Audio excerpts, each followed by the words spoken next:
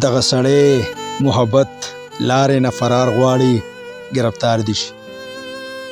دغه سړی محبت لارې نه فرار غواړي گرفتار دي شي. دغه سړی د تاج محل په ځای د نفرتونو مینار غواړي گرفتار دي شي.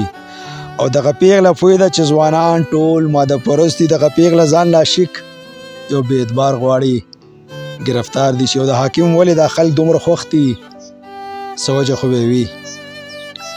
د دې حاکم ولې دا خلک دومره خوښ دي څه وجه خو به وي. هغه ځان له خدمت له غلام یو تابعدار غواړي گرفتار دي شي. او دا سړی زمزم نه مني په شرابو مین دی. دغه سړی زمزم نه مني په شرابو مین دی. دا سړی جومات مخکې سب کې خمار غواړي گرفتار دي شي. او دا سړی د ساينس نه پکړي مذهب سره اختلاف راولي. دا سړی د ساينس نه پکړي مذهب سره اختلاف راولي. دا سړی ځان له تاریخ یو داغدار غواړي گرفتار دي شي. او دا پیغله مخ نه ښکاره کوي ځوانان دیدار ته ناست دي. دا پیغله مخ نه ښکاره کوي ځوانان دیدار ته ناست دي. دا کبرجنه پیغله مخ پټ په دې بازار غواړي گرفتار دي شي. او د محبت تاریخ د منجدړو نه هم زوړ دی.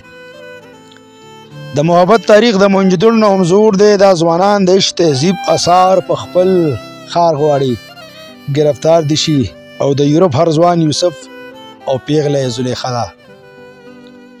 د یورپ هر ځوان یوسف او پیغله زلیخا ده. د جومات مولا د حقیقت نه انکار غواړي گرفتار دي شي. او اخري شعر د مقطع چې د دې مایوسه ځوانانو رو رو د مولانا زړه توريږي. د دې مایوسه ځوانانو رو رو د مولانا زړه توريږي. دا ځوانان انقلاب لا د صمد خلیل اشعار غواړي گرفتار دي شي. دا ځوانان انقلاب لا د صمد خلیل اشعار غواړي گرفتار دي شي. ډیره مهرباني.